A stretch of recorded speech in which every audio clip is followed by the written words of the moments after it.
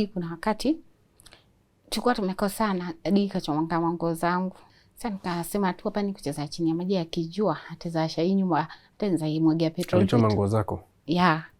Hadi nikwanga naomba hata sometime nilikuwa nafanya hiyo fasting but chini ya maji asijue. Ulikuwa na fast ya marriage? Naomba, nilijua tu ata change.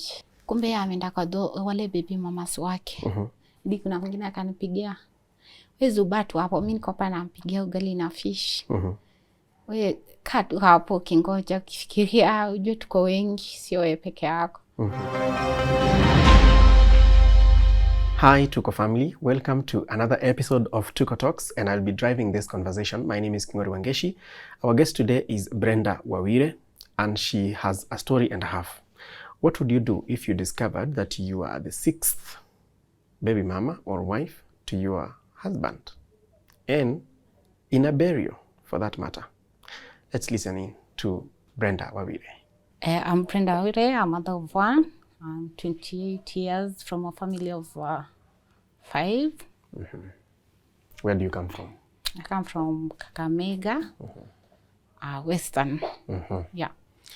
According to your message, you have a journey of 4 years. Yeah. A journey in a marriage of 4 years. Yes. How did you meet? Yeah, we met when I finished my Form 4. I came to Nairobi to hustle. So I came to stay with my brother. Then my brother looked job for me. Then alikutafutia kazi ama walipata kazi? Alinitafutia kwa Upper Hill. So nikaenda interview nikapass. Then nikaajiriwa hapo. After kuajiriwa nilifanya miezi kadhaa. Then nikamiti mchumba wangu. So tulipokutana tukaongea 2-3. Tukaanza hiyo. Ulikutana hapo kazini ama namna gani? Alikuwa chef. Alikuwa chef pia pale? Yeye alikuwa chef. Lakini mimi nilimkuta pale. So mimi ndio nilikuwa mgeni, nilikuja nyuma yake. So tukaanza kwa marafiki hapo kidogo. Sasa alafu tukaanza uchumba. Alafu tukachumbiana kwa zaidi ya muda kidogo. Ilikuwa mwaka gani? It was 2018. Ilikuwa 2018. Sasa tukachumbiana hapo kidogo. For how long? Tulichumbiana kama miezi 6 hivi. Baadaye nikapata ujauzito wake. So tukaanza sasa bila nipata ujauzito. By then nilikuwa nimeondoka pale kikazi. Nimeenda kwingine, nilikuwa nimeenda Thika. Still waitress pale hapo City Makabrini. Nilikuwa tu still nimeenda kwa waitress. But tulikuwa tu tuwasiliana kwa simu. Bado tuko tu wapenzi. Alafu baadaye nikapata ujauzito. Ndio tulikuwa tunaishi pamoja, kila mtu alikuwa anaishi kivyake nyumba yake. Lakini sometimes alikuwa ananisaidia kulipa nyumba, tunatembeleana. Lakini yeye muda mwingi ndo alikuwa anakuja kuniona. Ulikuwa unaenda kwake? Mimi naenda kwake. So bila nilipima ujauzito, nikachukua tu hiyo kipimo, nikakuja nikakiweka mahali. After kukiweka akakuja nikamwambia nafili siko sawa, ni kama nina ujauzito. So nikamwonyesha, kaniambia tu sawa. Sasa kaniambia sasa, nikamuuliza tafanyaje cause na sisi kufanya kazi. Sisi like kukula nimechoka sana, nitalipa je nyumba? Akasema tu tutaona. Akaniambia tutaona. So mimi nikajiambia hiyo ni njia kuniruka cause at least angekuja na solution to solve, at least aniambia kuja tukae pamoja ndio kwenye njia rahisi ya kukusaidia, lakini aliniambia tutaona. So mimi nikamua tu siku moja nikasema sitamwambia cause nilikuwa na ufunguo ya nyumba yake. Mimi nikasema tu sitamwambia. Mimi nitaondoka tu hadi niende kwake. Cause nikapaka vitu kadhaa. Mimi nikaondoka, zingine nikagawa, zingine nikapatiana. Nikaondoka na nguo zangu tu peke yake, nikaenda kwake. So ikakuja jioni kanipata kaniambia, so umekuja? Nikamwambia ndio nimekuja. So baadaye kaniambia sasa like mbona ulikuja na ukunijulisha? Mimi nikamwambia sasa nimeshinda kulipa rent na sitaki kuchukua huu mzigo nipeleke familia yangu. Sasa we mwenyewe ni majukumu yako inafaa ugaramie. Sasa hapo tukaanza tu kuishi like, lakini saa zingine ilikuwa inafika wakati mwingine analala. Akienda kazini anadanganya ameenda kazini, lakini analala tu nje makusudi, hata sio kazi ameenda. Ameenda tu vitu zake. Sasa siku nyingine akaja nikamuuliza, hii kazi yako kwani kila wakati walala nje unasema mmetumwa mahali? Alikuwa ananiambia nenda catering usiku. Maybe wako na event mahali, maybe harusi nini, alikuwa ananiambia tu hivyo. Sasa mimi nasema ni sawa, lakini kila wakati unaenda hiyo catering, kila wakati unaenda catering kweli? So baada ya hapo akaniambia sasa naona ukinisumbua like unaniharibia starehe zangu, mimi Kenya nitakupa. Akanipa 5,000. Akakwambia unamharibia starehe? Ya, akanipa 5,000 kaniambia nendeni nitoe ujauzito. So mimi nikachukua zile 5,000, sasa ameniacha kanieleza vizuri, mimi nikazichukua. Nikaangalia nini nakosekana kwa nyumba. Nikaenda nikanunua. So nilikuwa najiambia so what if nitoe cause ni mtoto wa kwanza alafu aniue. So nikaona hakuna haja, mimi nitachukua hizo pesa niende nifanye shopping ya nyumba. Kitu yenye hakuna cause mostly mimi ndo nashinda kwa nyumba, anakula kule, anakuja tu kulala. Mimi nikanunua, akakuja kaniambia, si nilikuwa ndo tu ujauzito, mbona kutoa? Mimi nikamwambia vitu hiyo pesa nilinunua shopping nikamaliza, mimi sina pesa nyingine. Kaambia ni sawa, lakini wewe ni kichwa ngumu, siku moja nitakuacha kwa hii nyumba.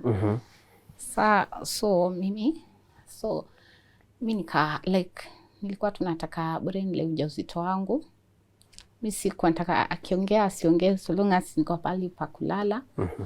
Nikule at least tu nisieke watu wa kwetu mzigo cause by then nilikuwa nafikiri yani najua ile aibu umetoka kwenye bila ujauzito alafu rudi ukae pale watu kuongea, madada, ndugu, mama.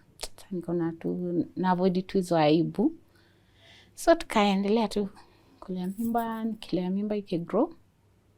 Sometimes kuna wakati sasa I think nilikuwa nifikisha 6 months hapo. Yeah, I think nilikuwa 6 months. So kuna wakati siku nyingine akakuja, alikuwa anakunywa pombe sometimes. So wakati alikuwa amelala nje fulong, akakuja. Sijui, I think nilikuwa tu amelala nje nini. So akanipiga so kunipigana akakimbia. So nilikuwa na dadangu mdogo, tulikuwa naishi karibu. So akakuja akaniambia, ukaangi vile umekasirika, uko na shida? Mimi nikamwambia niko sawa, sijakasirika but nalia. Nalia na machozi kitoka, anaanza kuni shida nini.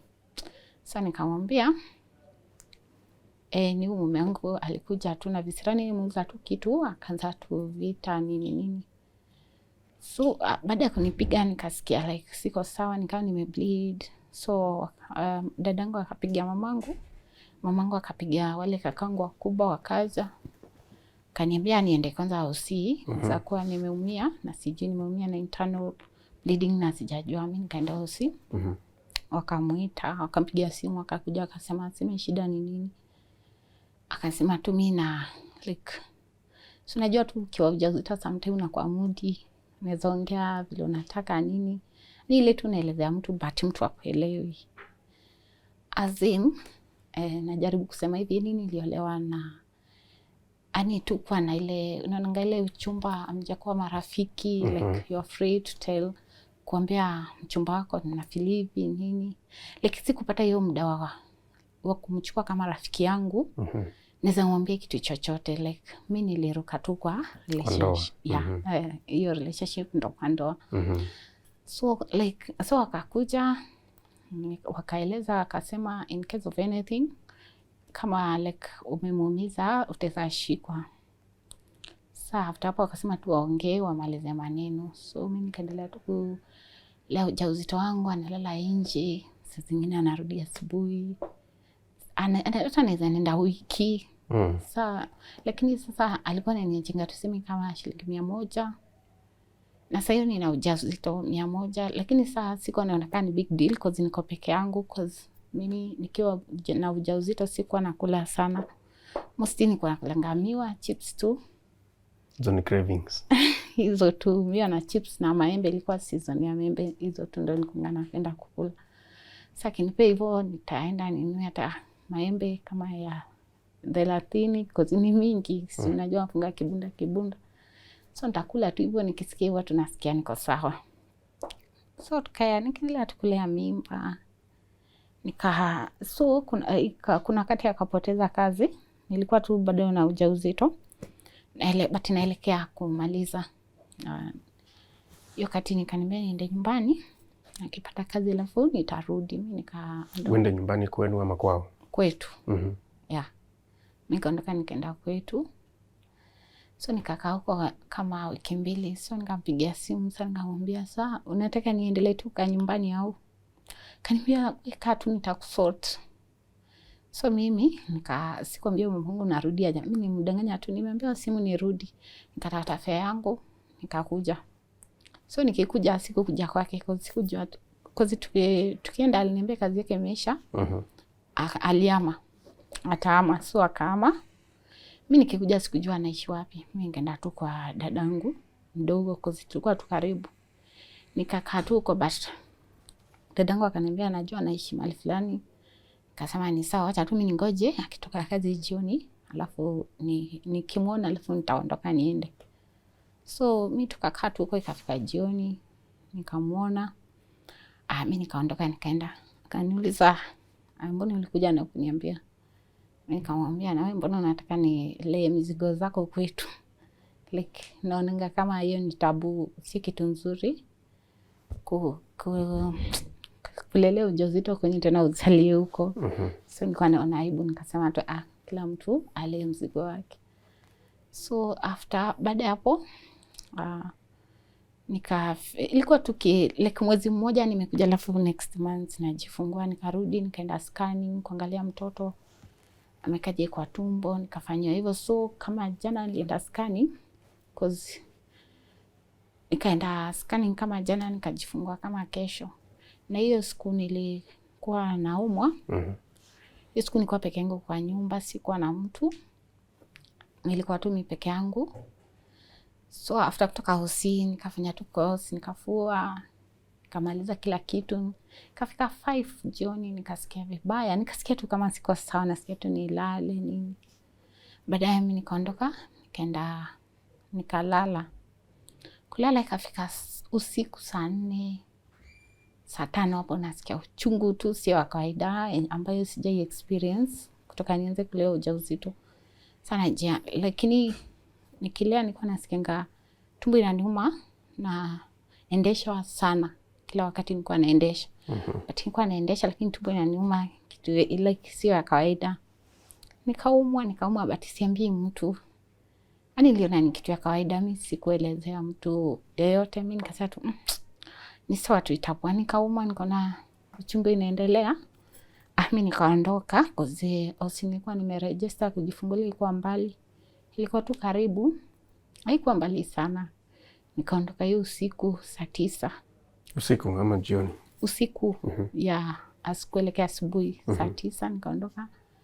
Nikaenda hosi, nilipofika kule hosi nikamwambia nahisi kwenda msalani. Kaniambia niende. Nikaenda. Mara ya pili nikamwambia nahisi kwenda msalani, akaniambia si wataniruhusu niende.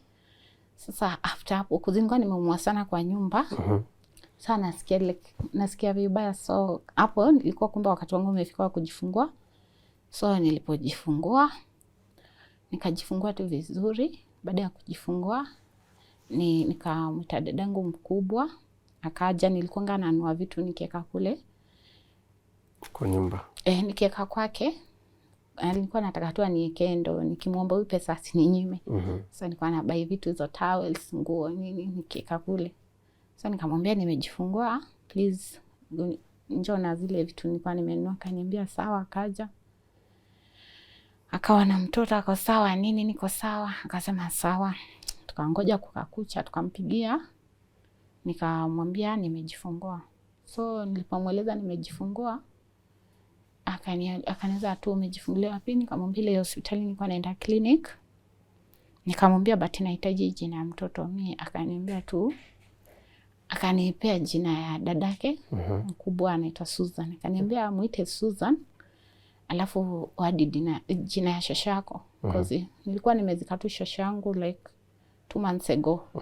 Akaniambia muite Susan, alafu ongeze jina ya shosho yako. Kuzikiwa na mimba, ukiwa na mimba, like bila aliaga ulikuwa na mimba mtoto, so tutamuita tu hivyo. Sawa. Jina ya baba? Like hakunipea jina ya baba, mimi niliweka tu Susan na jina ya shoshangu. Alafu baadaye nikaanza na vitu. Sasa siku nimemwambia nimenunua manguo nini, nikamuuliza sasa mtoto tutambeba aje kutoka usi, nataka towel, pampers na hizo nguo zingine. Kanieleza, kaniambia nikutumie kwa 1500 uchukue hizo, uambie dadako aenda kununulia vitu. Like sasa unajua ile excitement unakuwa maybe uko na mchumba, nilikuwa na expect atakuja like comfort, akamwambia sorry, asante mkangu ya umenizalia nini, unaona. So like hakukuja. So mimi cause nilikuwa nimezaa hiyo asubuhi, lakini nilikuwa nimezaa normal, sina shida. Mimi nikajifungua tu, nikawaambia mimi sitakaa hapa, mimi nitaenda tu kwa nyumba cause niko sawa, natembea vizuri, sina shida. Hata kujifungua mimi tukaondoka, dadangu akanipeleka, tukafanya vitu zote, clearance nini. Tukakilia, mimi nikaondoka, nikaenda kwa nyumba. Akakuja jioni. Akija, I think it anga tu uko sawa, mimi nikamwambia ya niko sawa. Cause kwa roho mimi was like, mimi so long as mtoto wangu kwa sawa tu akigrow, mimi nitatoka because sioni kama kuna future hapa. So akanua vitu tu zile kama mtu amejifungua, chakula nini. Akakuwa tu responsible, let's say like 2 weeks hapo ningali. Baadaye tu sasa akarudi tu normal. By normal unamaanisha? Like akarudi ule wa kawaida, na cha shilingi 100 uko na mtoto, inafaa pampers, inafaa kunywe maziwa ya kutosha, inafaa like ununue nguo za mtoto nini vitu kama hizo, inafaa ukule like proteins, veg nini, like akakuwa like akakuwa anawajibika. Tunaweza sema hivyo, kwa anawajibika na cha 100. Si mtoto ni mdogo, unashangaa hata kuchotei maji sasa hiyo hujapona mgongo, unashangaa sasa nini. Sasa inabidi tu unasanya tu hizo pesa za kupea, at least mwambie mtu akuchotee maji, cause mgongo hata hujapona, unasikia kinama, unasikia vibaya sana. So ikafika mtoto akagrow, akafikisha 3 months. So hiyo wakati pia alikuwa amelala tu nje, akaja tukaongea tu, sijui nikamwambia nini, akaniambia hata hivyo mtoto si wangu. Yeah, like akaniruka tena akaniambia mtoto si wake. Alisema ni wanani? Si like alisema mtoto si wake. Akatuhamisha, akatufukuza kwa nyumba, tukarushiwa vitu nje. So kizuri, my cousin was staying around. Si mbali, ni atu kidogo, alafu nafika. Nikasema mtoto ni mdogo, sasa tena nianze kusumbua, acha tu niende kwa cousin yangu, ni karibu at least. Sasa mtoto akiwa so so mimi nilikuwa napika, akaja akaniambia nitoke, akanikia mtoto nje, vitu za mtoto nje. Yeah. Nikamweka, akaniambia ni tumtoke, tuondoke kwake tuende. So si tukaondoka, na hiyo wakati nilikuwa natafuta job. Mtoto akiwa nilisema kifika 3 months nitatafuta tu hustle. Nikaanza kuendanga kuuza lines na mtoto River Road. Kuna mama alikuwa ameniajiri, tunaenda tunarudi, lakini ikafika wakati mtoto ameingiwa na baridi sana. Hadi anashinda kupumua, nashinda kumlia ile dawa ya kuweka kwa mapua ya kufungua pua apumue vizuri. Sasa nikaona acha tu niache, cause na affect mtoto, hakuna niende niende hiyo kazi alafu baadaye nimpoteze mtoto wangu na vile nimepitia na hii shida. So nikaacha hiyo kazi, nikauliza tu, kuna tu nikwanga nauliza tu, kauza tu rafiki yangu naweza pata kazi. So baadaye tukatoka hiyo kazi yangu. Sasa hiyo nimeenda hiyo lines, naona mtoto ako affected, nikaacha. Rafiki yangu akaniambia nimesikia kibarua mahali anataka msichana wa age like 22 and between 22 to 30. Ilikuwa tu kazi tu ya hoteli. Mimi nikaenda, nikaanza kufanya, naondoka napikia mtoto, narudi jioni namwacha daycare. Mtoto wa miezi mingapi? 3 months. 3 months. Sasa inabidi tu nimwache cause utampea nini? So unajua tu mtoto mdogo ako na njaa, au ukuli ya kutosha, una maziwa, ukunywi chai ya kutosha. So sina maziwa.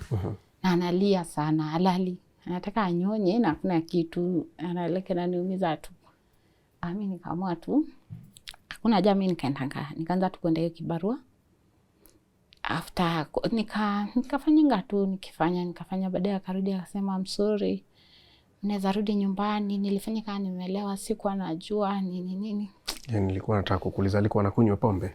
Alikuwa anakunywa pombe.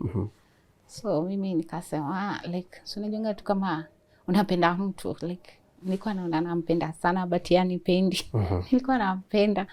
So nikasema it's okay, acha turudi. Like pia kukaa kwa mtu na uko na mtoto ni stress. Cause inafaa maji kwe kama kitu hakuna, like ani inakuwa tu ngumu. Maziwa naona hata pesa unapata itoshi. Like unapata tu ni stress tu. Sasa nikasema cause ni mdogo, acha turudi cause pia kwa wenyewe sio rahisi. So tukarudi tu, tunaendelea kuishi tu zile tu vute zetu. Tunaachanako, tunarudiana, tunaachana ile tu tabia yake, analala nje. Anarudi kesho yake. So akafika mahali akakuwa mbaya zaidi. Kaanza kuniambia mtoto sasa sisi Luas kama umejifungua mtoto nafaa unamshave nywele. Sasa nikawa namwambianga mtoto ana grow, nywele tutanyoa lini? So alikuwa ananiambianga hadi mtoto amfanane ndio amnyoe. Na unajua mtoto mdogo aletangi sura tu once, anabadilika, analeta mamake, anaweza fanana na the relatives nini. So ikafika na miezi inakimbia, akafika miezi 5, naona afya yake inadhoofika, nywele ile nijifungua nayo like imejaa kwa kichwa. Sasa nikaona nitafanya aje. So mimi nikaamua asubuhi moja nikamchukua mtoto, ilikuwa mapema tu ile kinimuuliza kama jana yake mtoto ananyelewa lini, akaniambia nishinde namuuliza. So mimi nikaamua cause mimi ni mama na feel uchungu, kazaniza pia afya yake si nzuri. Mimi nikaamua nikanunua wembe, karauka mapema nikamnyoa mtoto. So baada ya kumnyoa, nimnyoa kama asubuhi, sikaondoka asubuhi, simnyoa baada ya maondoka, baadaye akakuja jioni. Kaniambia so kama umemnyoa mtoto wewe ndio unajua babake. Sasa nikamwambia tu ni sawa, mimi sitashika kubishana na wewe. Na mtoto afya yake sio nzuri na dhofika, lakini bado unataka nifanye nini? Ni mwache tu akaiva kiaga. Ananiambia kiaga tutaenda tu kumzika Lang'ata. Sasa nikisikia hivyo so naisha nguvu kila mahali. Nikamwambia tu like I rebuke in the mighty name of Jesus. Nakukemea katika jina la Yesu Kristo. Sasa vile nilimwambia hivyo, nikasema sitabishana na yeye cause anaendelea kuniweka maneno zinani unakuhati. Zinani hati sana. So mimi nikaachana tu naye, alikuwa anaongea tu nimenyamaza. Baadaye tu ile kitu tukaendelea hizo vute. Baadaye dada yake akaja akaaga. So vile dada yake aliaga, unajua hapo mimi sijui mtu yeyote kwao. Sijui relative, dada, kaka, yote hata wazazi wake siwajui. Amko mmeenda kwenu? Hata tulikuwa tumefanya hiyo introduction au ile unasema niko na kakangu anaishi Nairobi. Yaani sikuwa na hiyo akili like so unajua tu hiyo mara kwanza umekuja town. Sina like sijapanuka mawazo vile. So sasa bila dadake aliaga akaniambia alipata ajali. wakitoka nyumbani tu akaaga. So vile aliaga akaniambia mimi naondoka naenda kwetu. Na sijui nitarudi lini. Tutakuwa tukicommunicate. Mimi nikamwambia ni sawa, ninakutakia safari njema. Baadaye dadangu mkubwa akakuja akaniambia, umekaa na huyu mtu karibu mwaka. Like mwaka. Hujui kwao, hujui wazazi wao, hujui anaishi wapi, hujui kama ana mke, hujui kama ana watoto. So mimi nikajibu dadangu kwa hasira nikamwambia, I'm not interested kwenda kwao. Kaniambia kuna matanga lazima tuende, hata ufanye nini, lazima tuende ujue ni mtu mgani unaishi naye. Mimi nikapuzilia tu, lakini alishinda kuniinsist. Baadaye tukapanga safari. Sasa si mazishi ikiendelea. Sasa ilikuwa kama mazishi ni kesho, alafu leo tukaondoka leo usiku tukafika huko asubuhi. Cause alikuwa dadangu ako na rafiki yake. Anatoka huko kwa walikuwa wanajuana. Walikuwa tu wanajuana, ndio akamwambia yeye ni relative ya mume wangu nini hivyo tu. So tukaenda, huyo mama ndio alikuwa anatupea direction. Si unajua tujui huko, tujaenda huko. Hakuna kitu najua. So si tukaondoka hiyo usiku tukafika asubuhi. So kufika hatukushuka kwa boma, tulishuka kwa they are like cousin, ameoleka kwa cousin yake. Yule mama. So tukashuka kwa yule mama. Tukakunywa chai, nikaosha mtoto, nikamchange diaper. Tukaondoka tukaenda sasa kwa mzee wangu kule penye kuna matanga. So vile tulienda kule, ilikuwa tu yuko kule juu kwenye uwanja na tuangalia tu, like najangalia excitement. Umefika kwa mtu wako. Like kwa your in-laws una expect a warm welcome, hakuna. So si tukakuja tu tukapelekwa pale kwenye maiti. Tukaona na kulikuwa amekaa pale kiti. Tukaambiwa tuketi hapo tukingoja kupewa direction tutakaa wapi au nini. Si tukakaa tu, tukatulia. Baadaye akaambiwa tumefika like kwa bodadi, alikuwa anaendelea tu na shughuli zake. Akafika alikuwa sijui anafikiria au nini. Akakaa, baadaye akakuja akatuambia, akatuchukua akatupeleka kwa tuseme tu kwa boma tu. Tukaenda kunywa chai. After kukunywa chai, tukatoka hapo, ibada ya hiyo mazishi ikaanza. Tukiwa mazishi, si unajongele watu wanasema mtoto fulani, hata kama hujui mtu utasikia ule mtoto namba fulani, ako hivi. So mimi nikasikia ngati wa mama akisema, kuzi ndo first born kwao. Akisema, huyu ndo ule anakuanga na wake wengi. Huyu ndo anakuangalia na wake wengi na kopia na watoto kadhaa. So nikashtuka. Sasa ni wamama wanaongea. Wamama tu wa hiyo boma wanaongea. Wakisema huyu ndo anakuanga na wake wengi. Mimi nikasema, lakini nikasikia tu pressure inanipanda. Na saa hizo wewe uko huko kama nani?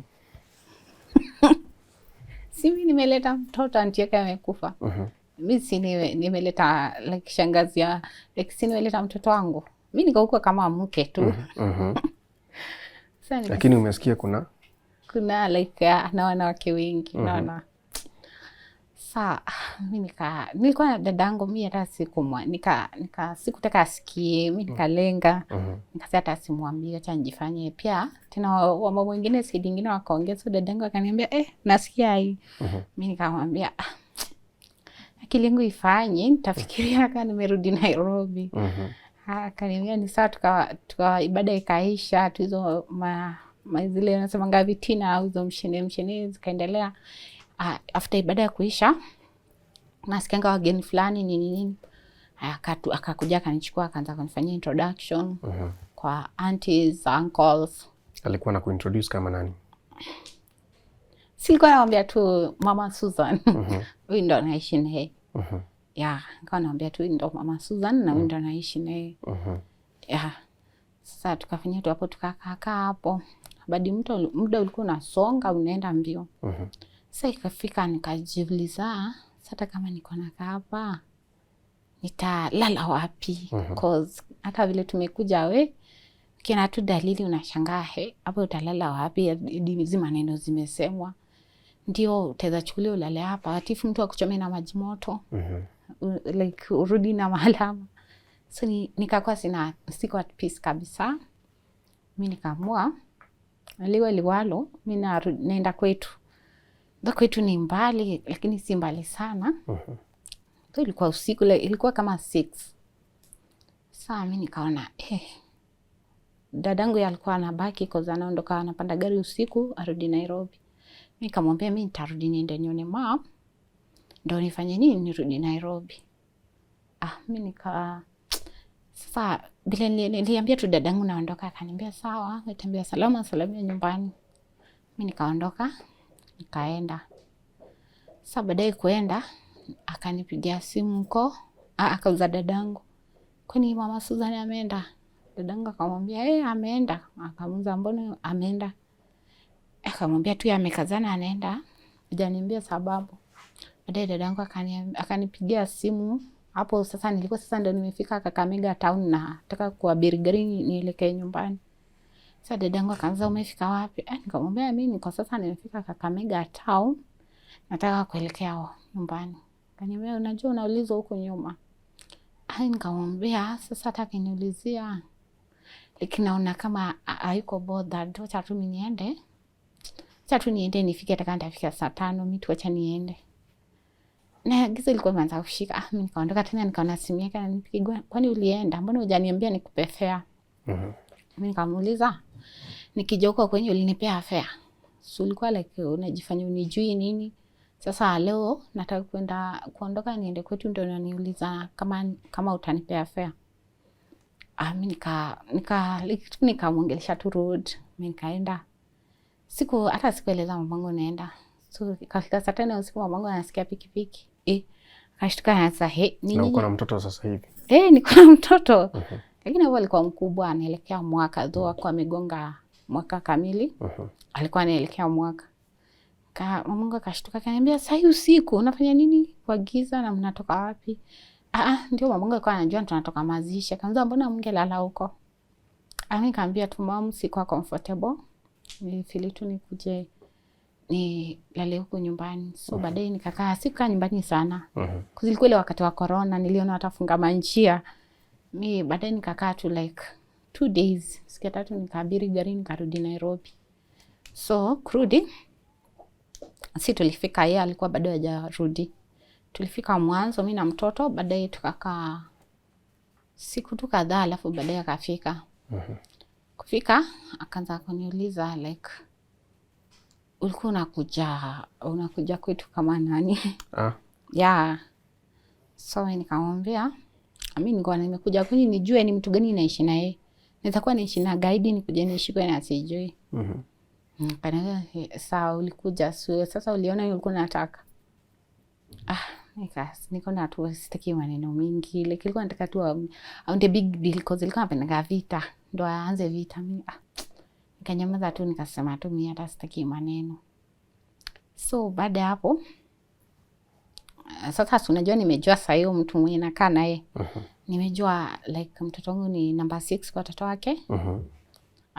Alafu baby na mama number 6. So unajua hiyo? Sasa nimeambiwa huko hadi sasa relative ndio akaanza kuniambia tujue wewe ni namba fulani. Wewe ni wa huku nyuma unaona. So hizo maneno zilinikwaza sikuwa na amani. So every other lady ahead of you kuna mtoto mmoja ama? Kuna mtoto mmoja. Sasa mimi nikaona hizo maneno zilinivunja moyo.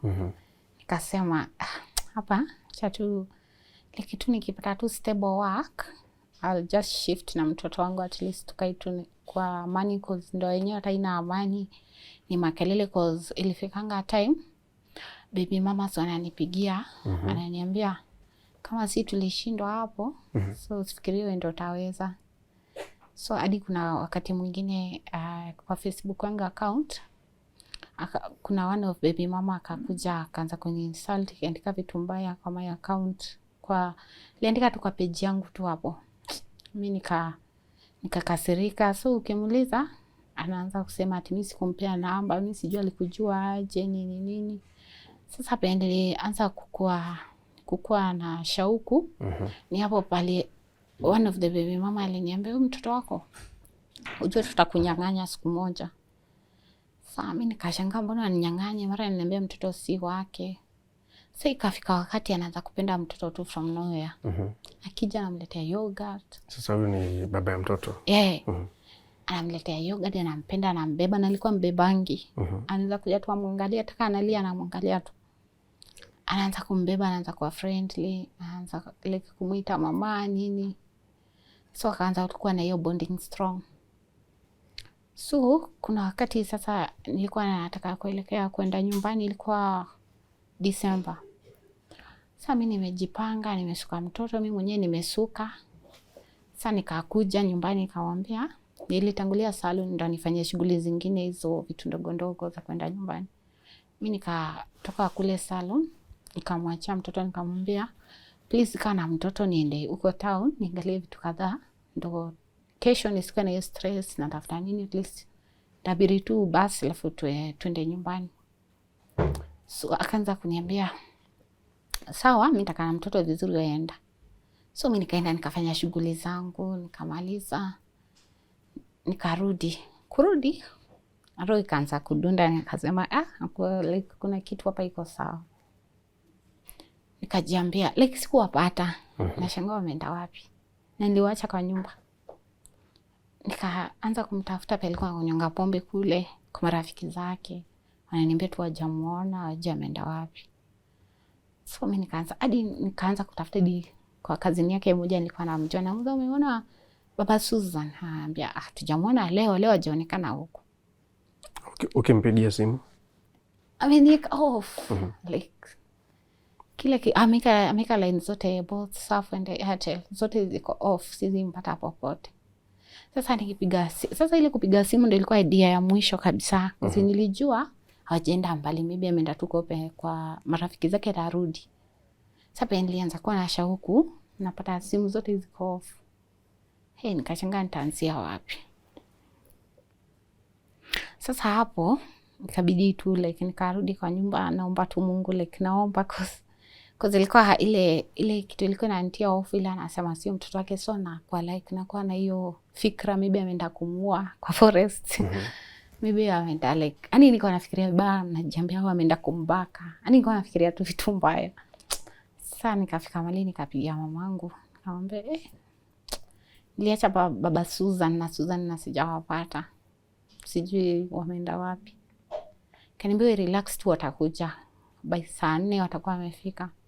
But nimekaa lakini nasikia tu like tumbo iko sawa, tumbo inaniuma, nasikia kuendesha, nasikia sikii sawa. Ilikuwa umetense? Niliona kuna kitu hapo like vitu iko sawa. Nakaa lakini najiambia hata nikikaa huyu mtoto sasa ndajua kwa wapi. Sasa nikaanza tukilia hapo. Nikasema tu like mimi naachia Mungu, penye yako ni sawa. Kitu kile imefanyika haijafanyika ni sawa tu, lakini naomba tu God me like penye wameenda lakini ya protect tu wakwe sawa. So tukakaa akanipigia simu. Akaniuliza uko kwa nyumba? Nikamwambia tu yes. Nikamuuliza ananiuliza niko kwa nyumba na mtoto wangu wako wapi? Kaniambia mtoto nilienda nikamwacha nyumbani, but mimi nilirudi Nairobi. Nyumbani gani? Kwao sasa. Kwani ulikaa siku ngapi kabla hujaona mtoto? Karibu wiki. Ulienda kuripoti kwa polisi? Sasa ndo nikaenda kuripoti. Mamangu akaniambia ni report. Nikaripoti, but vile niliripoti sikuwa nataka ikuwe big deal. Nikasema mimi sitafuatilia police. Nikasema tu acha ni relax kwanza. So bila alirudi peke yake. Akaja akaniambia like nimekuja lakini Susan atakuja. Alikuja kama Sunday. Susan atakuja kesho. Nikamwambia tu sawa, kwa sababu Mungu aliniambia akija wewe jifanye tu mpole, ujue mtoto wako wapi, usilete maneno mingi visirani. Mimi nikatulia tu. Na kulikuwa one of kazini yake. Nikaona kwa hiyo harakati ya kulizianga mtoto, Nikienda kwa marafiki zake hadi hao wakaanza kupiga simu kwa sababu ndo alikuwa anamjua kiundani vizuri. Wakaanza kupiga hadi nyumbani, "Mbona mtoto wa bibi fulani?" Wanasema hapana, hatujamuona. So tukipiga hizo simu tukiwasiliana, so hao watu wakapigia one of his cousin. So wakaniambia chukua hii namba, huyu ni cousin yake. Cousin wako nyumbani. In case of anything, huyu anaweza jua kama mtoto ako nyumbani au ako Nairobi. Na cousin yake anaishi Rongai. Nikachukua tu hiyo namba, nikamwambia please, ukinionea tu mtoto wangu please nieleze tu, ataka fare mwenyewe nitagaramika. Sitaona kama big deal, nitakujia tu mtoto wangu. So nikiwa tu kwa nyumba, kutopa amelala kwa kitanda. Cause Monday ilifika ananiambia, bado ananiambia tu mtoto atakuja. Nikasema we. Nika insist ya kazini yake, nikamuuliza ukinionea tu Susan please niambie. Hizo siku sikuli like nimetense, sijui ako hai, sijui aliuliwa. Na baba ya mtoto wako hapo? Amekuja amekaa hapo. Sasa mimi nikasema tu it's okay. Acha tu mimi niendelee tu kungoja. So baada hapo nikaona akaja. Sasa vile ule kazini yake yule nimekueleza. Huyo kazini yake akanipigia. Akapiga simu, nilikuwa hata nimekaa kwa rafiki yangu, siko nayo kwa nyumba. Hiyo rafiki yangu sasa akapigia baba Susan akamwambia please ambia Brenda akuje tu kwa dakika tu moja narudi. So cause alipigia huyo demo akamwambia mtoto kama unaweza ona Brenda mwambie tu akuje sasa akuje mtoto. Sasa uende Western. Sio Western, niende Rongai. Huyo kazi Rongai. So mimi nikaondoka nikaenda kwa rafiki yangu akaniambia ukipenda kuja tu sasa na leo usipite. Cause ilikuwa zile masiku za Christmas boring, kuna watu wanaenda kazi, watu wametulia tu. Kamwambia please nimeboeka, acha tu niende nione sistangu, amenipigia simu afili vizuri. So mimi nikafanyaje, mimi nikaondoka. Kachukua handbag, nikabeba tight, nikabeba nguo zingine, nikabeba pampers, nikabeba mafuta, nikaondoka. So kuondoka, yeye ndo ananipea tu direction. Mimi hata sikuwa nimefika, hata sijui Rongai ni wapi. Niko tu like kwa njia lakini naona ni mbali. Namuuliza kwani Rongai ni wapi? Kwani ni wapi? Kwani niliona kama wananidanganya pia niteke nyara. Lakini baadaye nikashukishwa, akaniambia chukua pikipiki, mwambie mtu wa pikipiki akulete mahali fulani. Mimi nikaenda nikafika, akanikaribisha. But mtoto alikuwa tu hapo sitting room. So mtoto wangu akakuja akaniona, akanihug na akaanza kulia. So like pia mimi nika feel hiyo pain, pia mimi nikamhug nikaanza kulia. So baada ya hapo nikaona nguo zenye amevalishwa. Kuna nguo zingine nilikuwa naangalia ziko missing. Ukiona nguo amevalishwa tu ni shida, hata like hata hajavalishwa pampers nini. Mimi sikutaka story mingi, mimi nikamwambia tu God asante. Hata yule kazini yake akaanza atakunywa chai, nikamwambia tu niko sawa. Mimi nimepata mtoto wangu, mimi sina appetite, niko tu sawa asante. Tukakaa hapo kidogo tukaongea, kaniambia ndio nakupea mtoto, sasa kitu utafanya wewe chukua tu mtoto uende naye kwa nyumba ndo aibike. Mimi nikasema mtoto mimi siende, sirudi naye kwa nyumba. Nitafanya ndamchukua nimpeleke kwa dada yangu, alafu atatokea huko akienda kwetu. So mimi nikafanya tu hivyo, nilitoka Ngarongai nikipita expressway hadi Pipeline. Kampeleka kwa dada yangu. So vile nimpeleka kwa dada yangu, kuna kakangu mdogo alikuwa anaenda nyumbani. Nikamwambia please ukienda unaweza niendea na Susan. Akasema sawa. Mimi nikapack vitu zake, nikaosha nguo zake nilikuwa nimebaki nazo, nikapakia akaenda. So baadaye huyu ndo akakuja cause alikuwa ameenda ameachia tu. Hakuwa ameachia relative mtoto, alienda tu akamwacha tu kwa mama tu fulani.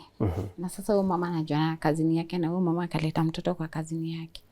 Lakini alikuwa anataka kuninyang'anya mtoto. Bahati yako amepata mtu kamili wa kumwachia, unaona.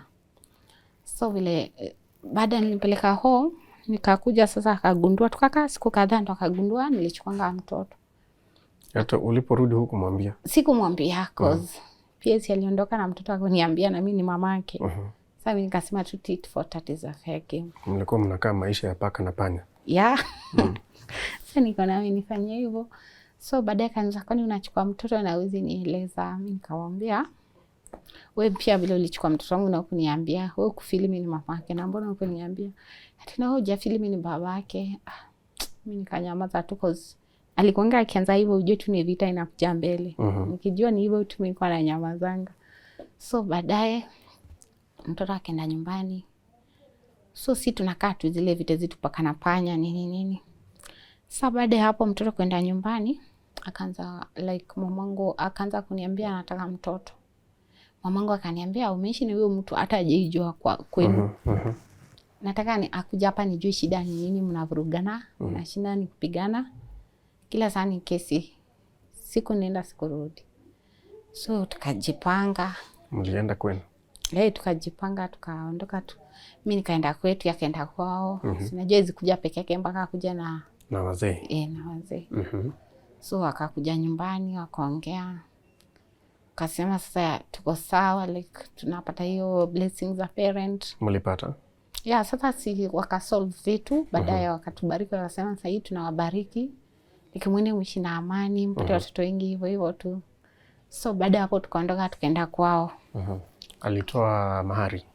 No, it's ile wanasemanga tu chai, not mahari.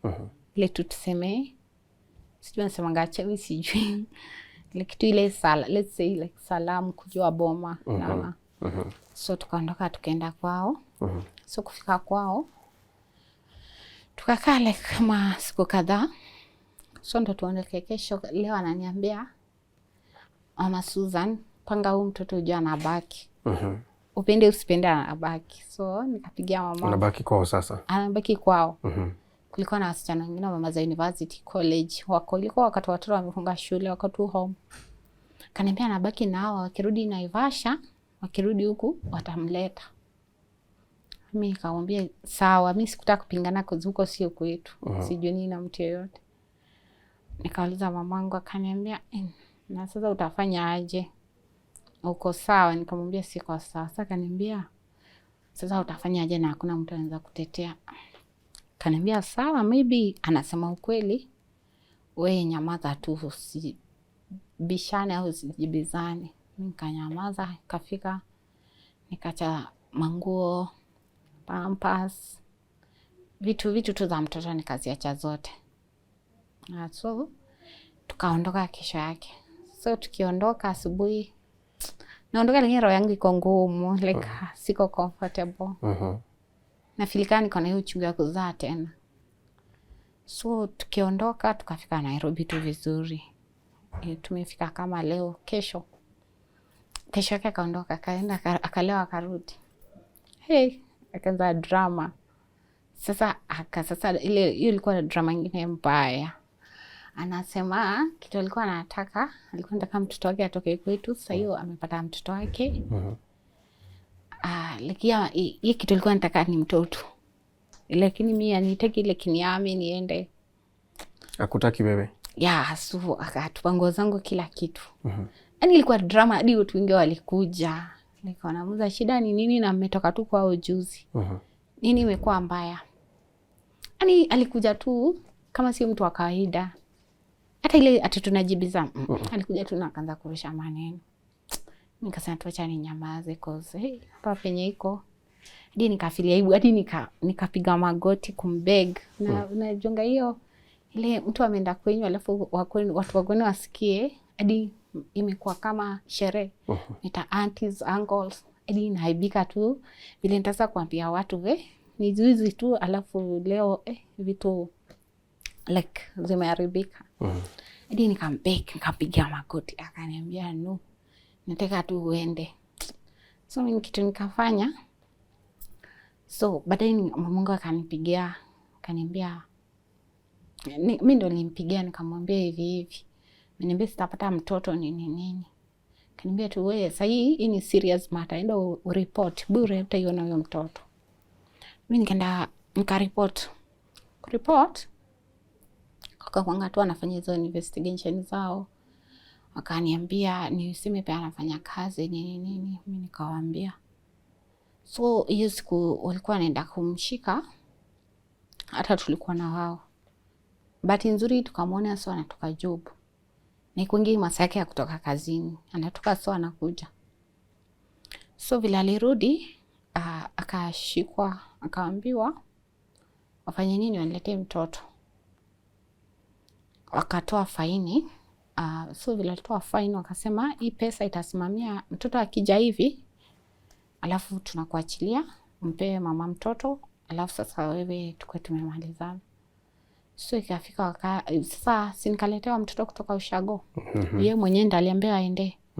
Akaendea mtoto akaniletea huko industrial area. Sasa penye ilifika wakasema it said alete mtoto au tuende hadi kotini. So vile alisikia kotini, watu wako wakaniambia please tu acha tualete mtoto, isiwe story mingi. So me like mamungu tu alikuwa amekataa, lakini nikasema tu bado mimi nataka mtoto wangu, hizo stories zingine sijui. So mimi nikamwambia niko sawa. Nika withdraw case. Yeah, nika withdraw case, nikamwambia nataka tu mtoto. Akaambiwa leo tu, akatoka kama leo, akakuja na mtoto kesho. So kuja na mtoto nikaambiwa nichukue mtoto nimwangalie kako sawa. So mimi nikachukua mtoto, kamwangalia. Ndio alikuwa sawa, lakini amechomwa, like amechomwa na pampers.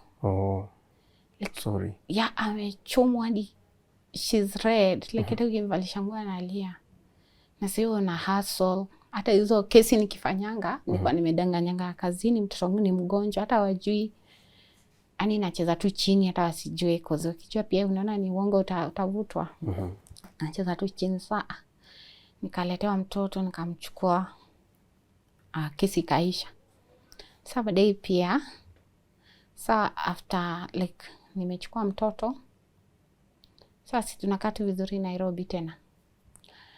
Sasa mlirudiana bado? Yeah, sasa Brenda, like nilikuwa nampenda, like naona vile maisha yangu itasonga. Tukarudiana. So tukarudiana, tukakaa tena, kanipia kamchukua tena. Sasa nikasema hapa sasa hii imekuwa too much. Sasa still akaenda kuficha kwa kazini yake. Sasa vile nichukua hapo mtoto, nikasema hapa niko na two plans. Nichukue mtoto, after nimepeleka mtoto sasa minda ho, mimi nianze kujipanga. So nikafaulu, mimi nikachukua mtoto akaenda home. Sasa tukabaki na yeye wawili. Kasema hapa sasa ni kujipanga bure. Ni like pia mimi nitapoteza tu life, like kaanza kuni trading. Nitakuwa sijui nini. Nikaona hapa hakuna future. So siku moja tu mimi nikaenda kazini, nikaomba ruhusa, nikamwambia mtoto wangu afili vizuri, kama naweza nikapewa ruhusa nikatoka 1 PM sharp. Nikaondoka nikakuja, na kulikuanga tunaishi na kuna nyumba nyingine ya vacant. Mimi nikachukua, nikaongea na landlord, nikamwambia kama naweza chukua vitu zangu hapa, niko na padlock nizifungie, but nitazihamishanga baadaye pole pole. By then nilikuwa nimetafuta nyumba. Nyumba yangu nimeka gas, nimenunua vitu pole pole tu. But hajui. Akakuja akapata nimehama. Akanipigia simu, kwani huko kunaendaje? Mimi sikumjibu kwa sababu nilikuwa nimechoka tu. Sasa vitu zilikuwa hapa, yeye sasa kathoti nimemacha kabisa. So ajui vitu zangu ziko hapo. Kwa sababu alikuwa na hiyo tabia, hadi kuna wakati tulikuwa tumekosana, hadi kachomanga nguo zangu. Naona. Sasa nikasema tu hapa ni kucheza chini ya maji, akijua atazasha hii nyumba, hata imwagia petrol. Alichoma nguo zako? Yeah. Kuna wakati tulikuwa tumekosana kanichomea. Sasa nikasema atasha hii nyumba, vitu zangu ziungue. Sasa kizuri yako amejua, mimi nikaondoka. Ngoja kidogo, alichoma nguo kwa nini? Sili tu tumekosana tu. Ile tu nguo zako zote pamoja kaeka pamoja akawasha moto. Ama what are you telling us? Yeah, alichomwa like. Sasa acha nikwambie hapo kuna wakati alikuwa tu pia anaanza visirani. Sasa nikaanza kubeba nguo kwa bag but hajui. So niweka hivi Nigeria, nimesimama, so yeye nafikiri kuna nguo hapo. Ndio sikuwa nimebeba zote, nilikuwa nimebeba zile smart. Nimeacha hizi tu nakalia, unaweza hizi za kukalia tu si za maana but pia ni maana inasaidia. Sasa nimekaa hapo Nigeria. So kugutuka Nigeria iko empty. Na ziko na nguo kidogo. Nigeria ni bag. Nigeria bag ni bag. So kagutuka hiyo Nigeria bag iko empty. So akakasirika, so akasanya hizo zingine zote akachoma. So kizuri lakini nilikuwa nimebeba zingine zile tu nzuri nimekaa kando. So after kuchoma so nikamuuliza mbona umechoma? Najua sasa nikasema hii nitanyamazia cause ikijulikana anasema kinyumbani kinini like ukifuata hizo unajua hizo vimila wanasema ni kitu mbaya, lazima tufanye kitu ndio turudi tukae pamoja. Nikabondea nikasema wewe nikisema hii italeta shida mingi, so nikasema tu acha tu mimi ni assume like sijui kitu. So after years kwa mpaka nimeama nini, so like tukapata two ways, kila mtu na maisha yake nini like. Sasa ikakuwa mwisho wa safari yangu mimi na yeye. Lakini hapo mtoto alikuwa mdogo, akawa ameanza kwenda shule. So ile mtoto alifika kwenda shuleni hapo ndio kabla mtoto aende shule, hapo ndio uliamua sasa mistaki mambo ya marriage? Like niliamua hivyo cause naona ni like instead ni grow, naona tu nadhoofika hata kiafya. Hadi watu walikuwa wananiuliza kama niko na ukimwi, like afya yangu ilikuwa imezoroteka. Hadi nakaa tu lakini ndio niko sawa, but ile unachonga tu your abuse nini hadi afya imerudi chini. Sasa nikaona tu hapa naona nikielekea na shughuli ya kaburi ili nijiondoe tu. Kazi the more naendelea the more drama inakuwa more. Sasa vile mtoto vile tulikuwa tumepata ways, mtoto akielekea kufika hiyo umri wa kwenda shule, nikamweleza tu, kampigia kamwambia mtoto amefika inafaa ingie shule. Akaniambia ni sawa, wewe tujipange ikifika siku ya kumuingiza uniambie. Though sikuwa na depend kwake sana cause ni yule mtu anakwambia ahadi na itimizi. Still nilikuwa tunafanya kazi zangu nikika tu pesa nini. So akafika hiyo siku nikampigia, akaniambia so ukitaka mimi nisaidie mtoto, chukua mtoto umtoe nyumbani na ukuje turudiane. Nikaona ni ngumu, mimi sitaweza cause sasa hizo drama zote so tukirudiana sasa ndio itamake. Mimi nikasema tu potelea tu, mimi assume like ana baba.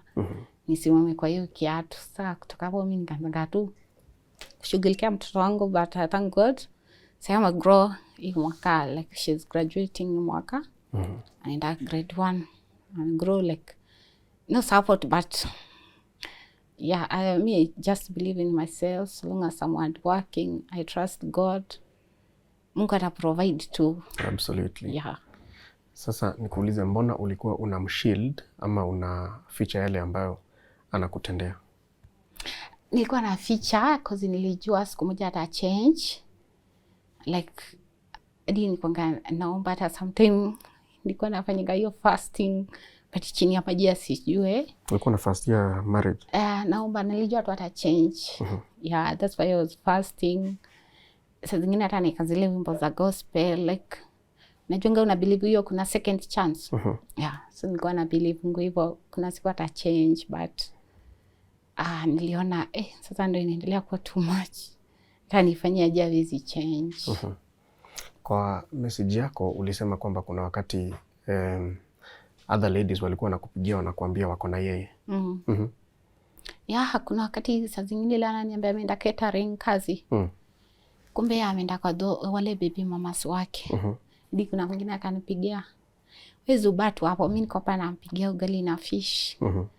Wewe kaa tu hapo kingoja ukifikiria ujue tuko wengi, sio wewe peke yako. So mimi akikuja saa zingine tunanyamaza, hata simulizi.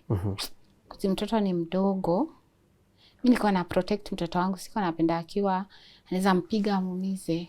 Cause kimwambia kitu, hata saa zingine mtoto akiwa mgonjwa anaweza kwambia ndio uchukue dawa nitalipa. Ikifika hiyo siku ampata pesa umwambie mtu na hizo pesa cause sasa nilikuwa nachukua dawa hapo amenizoea. Dini napewa bure sometime. Ananiuliza na wewe unafanya kazi, mbona usilipe hizo dawa? Sasa naona tu mimi nitakubishana naye, siwezi, na achana tu na yeye afanye vitu zake cause pia ni was a grown up. Imagine like I was early 20s, he was early 40s.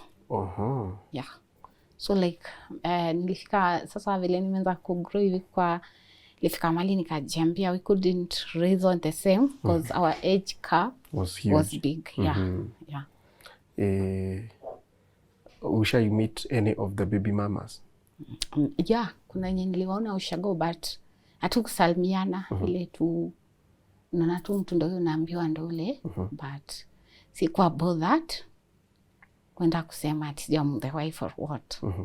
Mi niliangalia tu sikutaka drama cause pia najua kwa hapa first time kwa matanga in case of anything okay like niko tu na my sister na ni mwanamke isn't protect so sikutaka hiyo drama mingi. Yeah. You say your age gap was big. Yeah. Wow. So do you regret getting into that relationship and later marriage with a person who has such a huge age gap? Like for now I can't because naona that huge gap inafanya reason the same alafu mtu anakuwa you are like mtoto wake unaona so anakupatia tu orders but ukimpea zako anaona kama mtoto ananiambia nini unaona so reason the same so me like for now if someone could advise me if I could get married to a person who has a huge age gap I won't accept. Acha tu nikae at least those age mate au ananishindia like 3 to 5 years pekee lakini hiyo huge. Lakini unasema ulikuwa unampenda? Kushwa nilikuwa nampenda ile au kweli.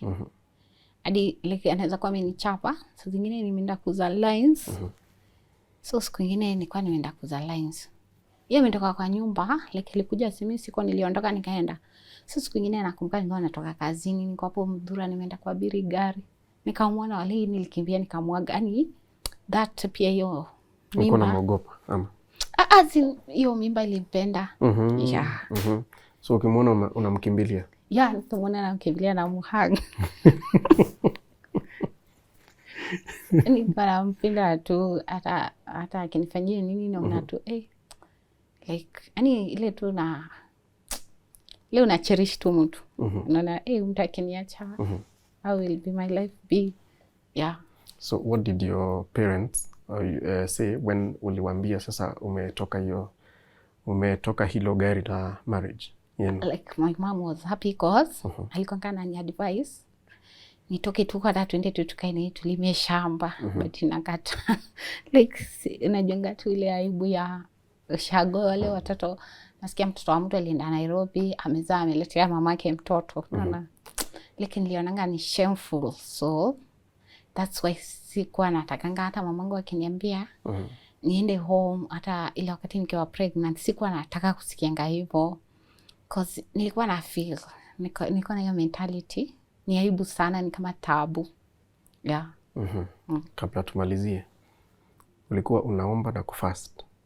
Yeah, nilikuwa sometimes naomba tu na cause hizo masiku akuji nilikuwa tunaomba tu nasema tu saa zingine akisinimuone tu hata kwa mlango. Sasa hizo yeye yako wapi? Sisi yeye ameenda like nakwambia alienda catering kumbe yeye ameenda maneno zake mwenyewe anajua mimi najua tu ameenda catering lakini ilifikanga wakati nikaanza tu kuwa na hiyo shauku na mshuku tu so ikabidi tu nizoe sasa nitafanya nini. Yeah. Okay, what are you doing currently? Currently I'm thinking of having my own business. I'm hustling but I'm looking forward to have my own business to open a shop for selling shoes, handbags, clothes, yeah, etc. Yeah. All right, that's good. It's a good idea to have your own hustle. Yeah. We wish you the very best. Mtoto anaendelea vizuri? She's good. I thank God. God is faithful every day. Yes. Yeah. Please pray for your business. Pray and fast for your business. Sindio? Yeah. Are you willing to give out your contact? Yeah, I'm willing. Though I have an advice too. Yes. About maybe when you're dating a person or like let's say I could advise people just get married to your best friend and before you get married at least to be introduced to his family. At least to date him and to know him well. At least like those red flag, don't assume what you'll pray and fast that will change.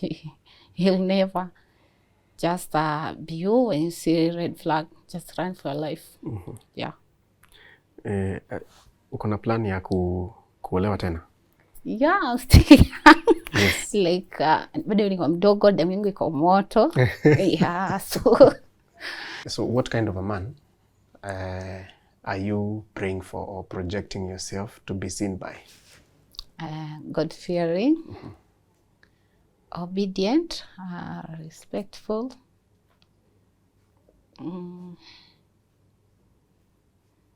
present. Let's say like a present dad,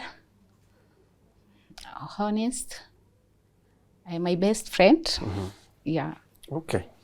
Thank you so much. Kindly give out your contacts. My contact are 0721157955. Yeah. Registered as? Brenda Wawire. Brenda Wawire. Yes. Thank you so much, Brenda, for sharing your story with us. Your struggles in marriage and your journey of raising your child alone. Yes. We wish you the very best and we wish you happy life, and we hope that you get a partner. Amen. Yes. And thank you for the lessons that you've shared with us as well. Okay, thanks so much. Yes. I'm so humbled. May God bless you. Thank you. Amen. Okay. Tuko family, that is the story of marital life of one Brenda Wawire. She has shared with us her struggles and her lessons. What lesson have you learned from her experience? My name is Kingori Wangeshi. This has been Tuko Talks right here on Tuko. Thank you so much for watching, and kindly remember to subscribe if you have not. It's only free and fair. Thank you.